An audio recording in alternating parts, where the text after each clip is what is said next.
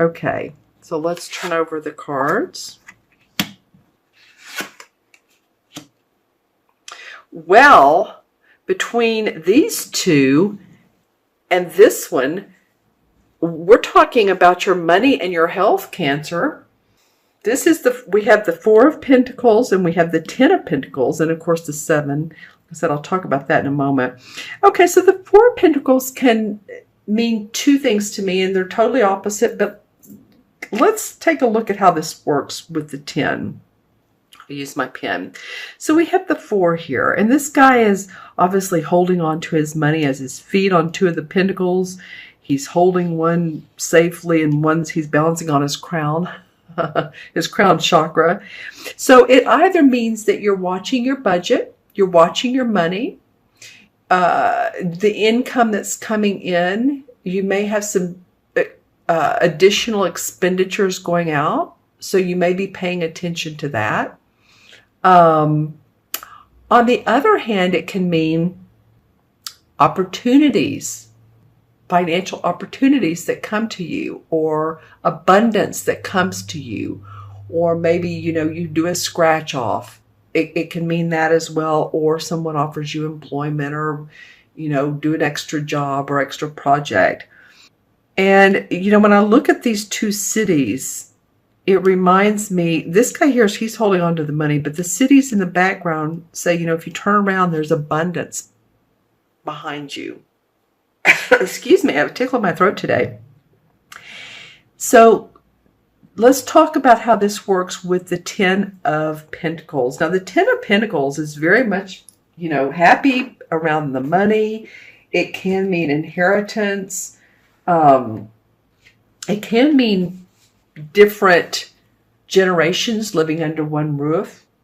It's about, kids. It's about parents, grandparents, probably, like I said, living around one or living under one roof. Or it can mean estate money or just old money, like not that the money itself is old, but money running in the family, or the family has generationally had money and they've hung on to it, which would be very similar to that. It can also represent a wealthy investor or a museum or a luxurious house or, something like that is an actual location. So some of you all are going to be investing. Some of you all, it's more like it might be that you're getting money or you're asking for a loan. It might be that your family is helping you with money so that you can further your career. That's interesting how these are playing out. Both Pentacle cards, I feel like they're very closely playing together. And the 7 of Pentacles, we'll just go ahead and put this down here, means taking a time out from a project so that you can further enhance it. So maybe you've been doing that and it's shown you to either watch your bottom line, or it's giving you a blessing of more abundance. It could be your health. Maybe your health is getting better. This would be a yes card. If I asked if someone's health were getting better, if they were across the table from me or on the phone with me or whatever, and I pulled the 10 of Pentacles, I'd say, yes, your activity is getting better. Your way of eating might be getting better. Your lifestyle, maybe you're quitting smoking, or you're watching your diet. You're doing your diet differently, or drinking less. Just saying, it's a number of things, but it's around the Pentacles and your money. Okay. And your body and your health and your property. Okay. Wow. Cancer. This goes into, these are all Pentacle cards so far. This is the 8. And this goes into March. And then we have the Queen of Swords. She's standing out, isn't she? So the 8 of Pentacles tells me that you all have figured out a way to make things happen. Looks like the first 2 weeks of March, you're really starting to, get it going. You're starting to see that income come in. You're starting to see that balance sheet looking a little bit better for some of you Cancers. And it's not without hard work that you've been doing this, or at least some manifesting, imagination. How can I make this work? How can I see a better bottom line? How can I make my body more healthy and happy and whole? Geez, this guy's working diligently. This could be a promise of a new offer of some kind to you. Okay. Then we have the Queen of Swords. Now that's interesting. She comes up. She would be an air sign. She would be a Libra, Gemini, or Aquarius, Sun, Moon, or Rising. And this can be a male too. So don't get fooled by the Queen. This could be a male or female. Okay, so he's facing her and she's reaching out. Use my pen here. She's reaching out. Okay, so I have a couple questions for you Cancers. Is this woman someone you admire, someone you look up to?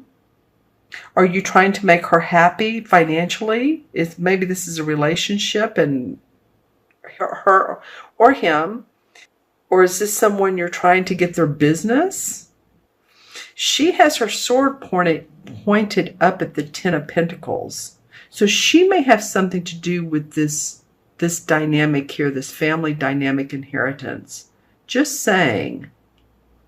You all let me know in the comments below who this Queen of Swords is. The Queen of Swords, by the book, can mean very intelligent, very cunning, very witty. I say witty. Not so much in a social way, but more sharp-minded. She cuts through the BS, as you can see. She's got her sword. She's like, we're going to cut through that. She makes things happen. She's intelligent. She would be, if she did work, a professor or a teacher. She uses her mind. So let me know how this works out. She could be a judge. So if there's a settlement case, that could be about these two cards here. Okay. All right. Let's see what the clarification card is from 1 month to the next. Now, you all let me know, because the court cards, are different for everybody, obviously. Man or woman, one of the air signs. So let me know in the comments below. Okay, now we have, and I'm reading these face up, the Temperance card. Major Arcana card.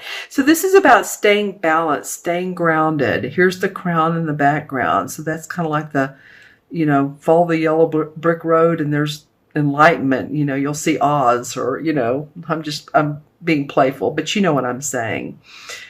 She represents an angelic quality. She represents hope and optimism. She seeing life as a flow from, back and forth, one cup to the other. And that would be you, Cancer. You're very watery, nurturing, loving. So this is a being patient and diplomatic from this February to March. All right. Okay, so let's see what the crystal has to say for, that's interesting, for Cancer for mid-February to mid-March. Well, I'm getting all sorts of geometric shapes. So I'm getting circles. I'm getting triangles. I think I kept noticing the triangle here. So what does a triangle mean to you? What does literally a triangle mean to you? Of course, it can be 3 people. It can. But what else does it mean to you? Documents, papers. Some of you have some papers on your desk or bills you need to pay. Well, that's almost all of us. But I do feel like some of you are thinking quite a bit about that. The last part of February and beginning of March. Maybe you're starting to get your business in order, more and more so. It might be, it's almost tax time. So it could be that. Let's see what else comes up for Cancer. Okay, so your totem animal is a Sphinx. I'm getting some really good ones today. The last one was, I think for Gemini, it was a unicorn. For you guys, it's the Sphinx. The Sphinx rises from the ashes. The Sphinx rises. Very strong, let's say connuation. What am I trying to say? Not that word. Connotation. I wanted to thank myself for remembering. Connotation there. The Sphinx. What does the Sphinx mean to you? Interesting. Rising up.